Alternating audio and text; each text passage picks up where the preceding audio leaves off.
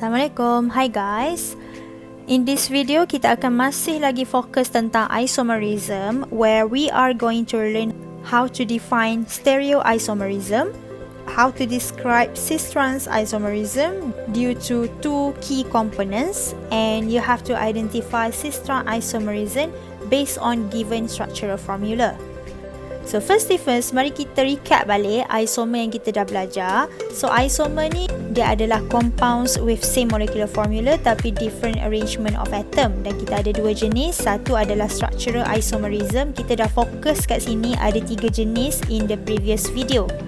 Next kita akan fokus bahagian kedua, iaitu stereoisomerism. So stereoisomerism is the isomers with same structural formula but have different spatial arrangement of their atom. So apa maksud spatial arrangement of their atoms ni? Contoh kalau kita ada example 10, cara lukis dia kita mesti lukis dalam bentuk 3D formula. So ini contoh macam mana awak ada dua jenis lukisan, bentuk yang berbeza tetapi masih lagi merujuk kepada compound yang sama. So awak boleh nampak spatial arrangement ni adalah perkataan yang awak pernah jumpa untuk 3-dimensional drawing, which drawing in space.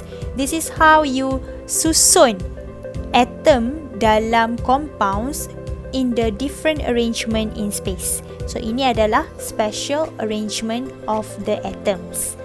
So kita ada beberapa jenis stereoisomer yang kita akan belajar. Ini contoh yang pertama, awak ada dalam bentuk kangkang macam ni. This is where you can see that stereoisomer, they have the similar molecular formula and structural formula. They got the same molecular formula and structural formula dia pun sama. Cuma position of Br dan Cl ni yang berbeza. So ini yang saya maksudkan dengan different spatial arrangement. Next, you should know that stereoisomerism can be divided into two categories. Yang pertama adalah cis-trans isomerism. Nama lain dia adalah geometrical isomer, distereoisomer, iaitu non-mirror image. So ini nama-nama yang biasanya awak akan jumpa lah. Dan kita akan fokuskan bahagian cis-trans isomerism dalam video ini. Next one, kita ada lagi satu contoh optical isomerism. Nama lain dia adalah enantiomers. Ini adalah for the mirror image. So apa maksud mirror dengan non-mirror ni? Nanti kita explain lebih detail dalam video yang seterusnya. So fokus kita untuk this video adalah kita akan masuk bahagian cis-trans isomerism. Cis-trans, ini ejaan dia, pastikan C small letter, T small letter. Untuk buat cis-trans isomerism, there are essential requirement untuk molekul tu kena follow. Yang pertama adalah dia mesti ada carbon-carbon double bond dalam alkene ataupun carbon-carbon single bond dalam cyclic.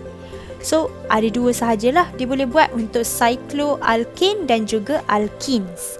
Dan yang kedua requirement dia, each carbon atom of restricted rotation, di mana kita ada double bond, mesti mempunyai 2 different groups attached to it. So let's say saya ada this one. This is where we have carbon atoms. Ini carbon yang pertama, kedua, ketiga dan keempat. So between carbon 2 and 3 kita ada double bond. So ada possibility boleh buat cis-trans, maknanya dia patuhi undang-undang A. So if I draw another drawing, the same structural formula, cuma saya ubah position CH3 ni dengan CH3 kat sini. Kalau saya bahagikan saya punya carbon yang ada double bond dekat tengah-tengah, apa yang awak nampak, each carbon, let's say kita tengok bahagian kiri dulu, carbon number 2 dia ada CH3 dan hydrogen. So different. Same goes for carbon number 3, kita ada CH3 dan hydrogen. So kalau lihat number 2 ada CH3 hydrogen, different. Sini pun sama, maknanya dia boleh buat cis-trans.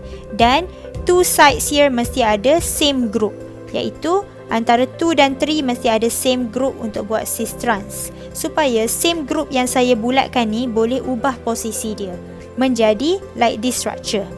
So you can see dekat carbon number 2 kita ada CH3 dan H, different group untuk rule B. Same goes untuk carbon number 3, dia ada CH3 dan H. So bila saya ubah position dia, awak boleh nampak ini adalah cis but2-ene. Kita kena tambah perkataan cis dekat depan sebab cis adalah untuk same side for your group here. So kalau this one, kerana CH3 berada opposite to each other, kita akan letak trans but2-ene.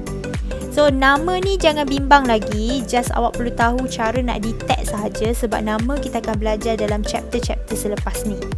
Okay, mari kita tengok a few example lagi. Di sini saya ada cyclic. So cyclic kat sini, apa yang awak nampak, awak ada CH3 dan CH3 same side. So bila same side, saya akan tambah perkataan cis dekat depan nama dia. Tapi kalau this one, saya ada CH3 dan CH3 opposite to each other, saya akan tambah trans dekat depan. So nama dia masih lagi kekal sama, cuma apa yang berubah adalah posisi CH3 group awak. Next, kalau saya ada one of the doubly bonded carbon, iaitu carbon-carbon double bond mempunyai two identical groups, maknanya cis-trans isomerism is not possible. Contoh macam mana? Contoh saya ada this structure, awak boleh nampak carbon dekat sini, contoh ni A, ini B. Carbon A mempunyai CH3 group, carbon B mempunyai CH3H. Carbon B okey, tapi carbon A tak okey. So maknanya kita tak boleh buat cis-trans. Sama juga macam this structure, kalau let's say ini A, ini B, carbon A okey, ada different groups. Kalau kita bahagikan dekat tengah ni, tapi carbon B dia ada Cl, same group ataupun same atom. So maknanya tak possible untuk kita buat cis-trans isomerism. So mari kita teruskan dengan example 12. Awak kena lihat sama ada structure yang diberikan ni boleh buat isomer ataupun tidak, dan awak perlu draw cis-trans pair. So mari kita lihat one by one. For A, you can see that bila saya open the structure, syarat bila open the structure, awak kena buka carbon atoms yang ada double bond. So let's say saya bagi numbering 1, 2, 3. Saya akan buka dulu carbon atom, carbon 1 with carbon 2. So ini 1, ini 2. Dan saya akan letak saya punya hydrogen. And here saya akan buka, saya letak H dan CH3. So syarat yang paling utama bila draw cis-trans isomer, awak mesti pastikan shape awak adalah V shape. Apa maksud V shape? V shape adalah this one. Ini adalah V shape. So awak kena kangkangkan dia. So maknanya saya dah ajar cara draw tadi. Benda yang pertama, draw dulu carbon-carbon double bond awak dan kangkang untuk attach kepada group of atoms dekat sebelah kiri dan kanan diorang. So untuk this structure, mari kita detect dia boleh buat tak cis-trans isomer. So untuk this one, kita boleh lihat structure dia ada dua hydrogen yang sama dekat carbon number 1. So maknanya dia tak ada cis-trans isomer. Walaupun boleh draw V shape, tapi jangan salah faham, ada certain cases dia tak boleh buat cis-trans. Same goes here. So let's say saya bagi this one carbon number 1, 2, 3, 4. So carbon chain saya antara carbon 2 and 3 saya ada double bond.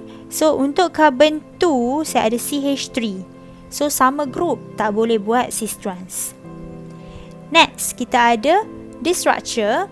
So kalau saya bagi numbering 1, 2, 3, 4, 5. So ini 1, 2, 3, 4, 5. 1, 2, 3, 4, 5. So awak boleh buat two different groups dekat each carbon 2 and 3. Awak boleh nampak ada different groups. So dia boleh buat cis-trans. Yang di sebelah kiri adalah cis isomer sebab saya ada H atom ni yang same group ni dekat same side. Okay, so awak boleh label cis isomer dan di sini H saya opposite. So saya boleh label trans isomer. Next, for this one, saya open the structure. Kalau lihat, saya ada 1, 2, 3, 4, 5. So antara carbon 2 and 3 saya ada double bond. So mari kita check. Untuk carbon number 2 kita ada CH3 dengan CH3. So di sini adalah same group. So maknanya no cis trans isomer. Example seterusnya E, awak open the structure, saya boleh buat cis trans for this one, di mana this carbon saya ada H dengan Cl, this carbon pun saya ada H dengan Cl. So different group. So bila saya buat cis trans, saya buat dulu cis sebelah kiri dan trans sebelah kanan. Di mana untuk this side saya ada Cl same side ataupun H same side, mana-manalah. Okay, jadi sebab tu dia jadi cis. Kalau trans dia opposite to each other. Contoh macam Cl ni opposite to each other. Next, sama juga case macam Br, CH, CH, Cl. Saya ada dekat carbon ni H dengan Br. Kalau carbon ni saya ada H dengan Cl. Different group, maknanya dia boleh buat cis trans. Sebab this one is very easy. Requirement yang pertama memang dia dah patuh sebab dia memang dah ada double bond. So untuk cis isomer, saya pick hydrogen sebab hydrogen adalah group yang sama untuk position carbon-carbon double bond. So bila group yang sama ni berada di same side, dia adalah cis isomer.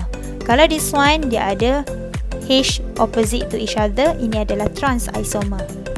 Next, kita masuk bahagian cis trans isomerism on cyclic structure.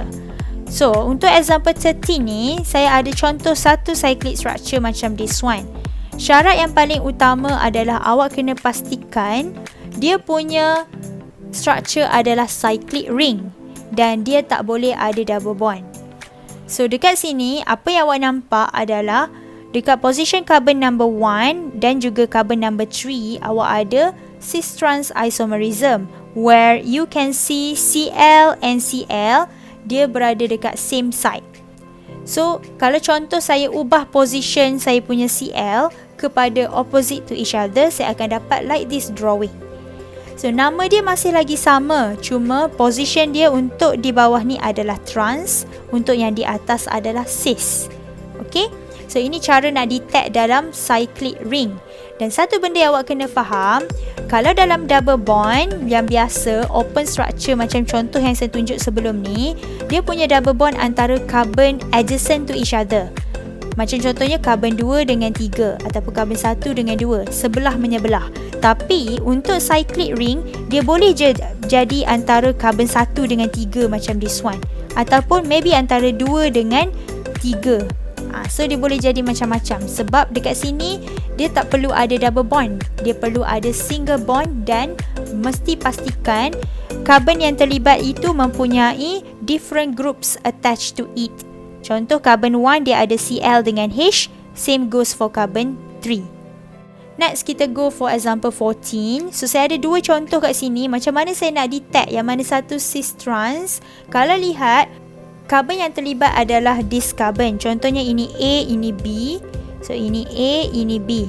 So carbon A dia ada different groups, Br dengan H.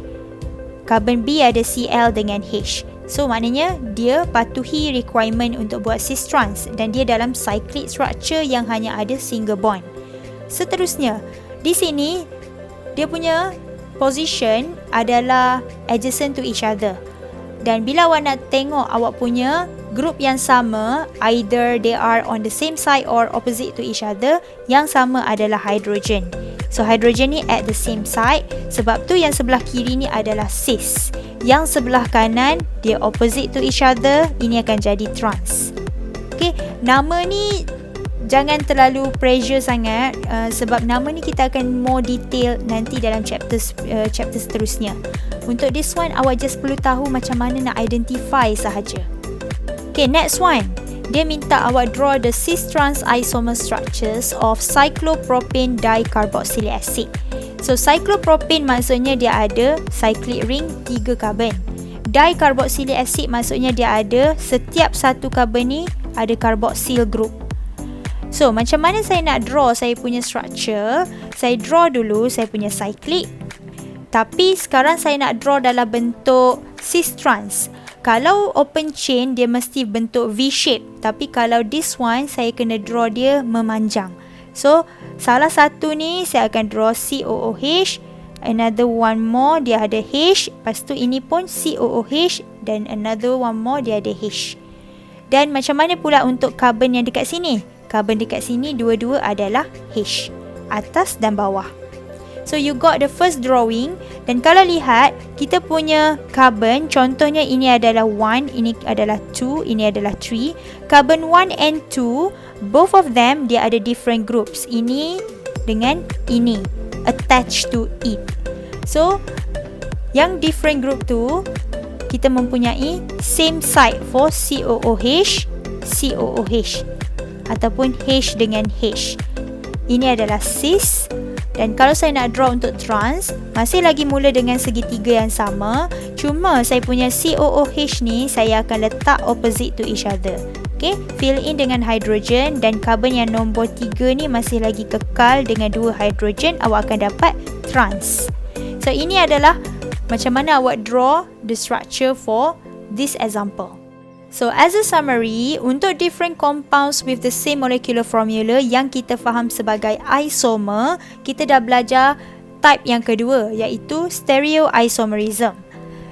Ini bermaksud dia berbeza dari segi 3D arrangement. So daripada dua ni kita belajar salah satunya iaitu cis-trans. Okay, cis-trans, dan juga satu lagi kita akan belajar dalam video seterusnya adalah optical isomer. So untuk cis-trans, nama lain dia adalah distereoisomer.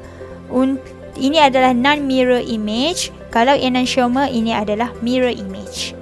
Dan untuk cis-trans, memandangkan video ini bertumpu kepada isomer ini, kena faham ada 2 rule yang awak kena patuhi ataupun 2 undang-undang yang awak kena follow for that compound to exhibit cis-trans isomerism. Dia mesti ada restricted rotation for carbon-carbon double bond dalam alkene dan carbon-carbon single bond dalam cyclic. Dan yang kedua, each carbon atom untuk site of restricted rotation tu mesti ada 2 different groups attached to it. So ini adalah summary for this video. So that's it for now. All the best with your tutorial exercise. I will see you in the next one. Bye.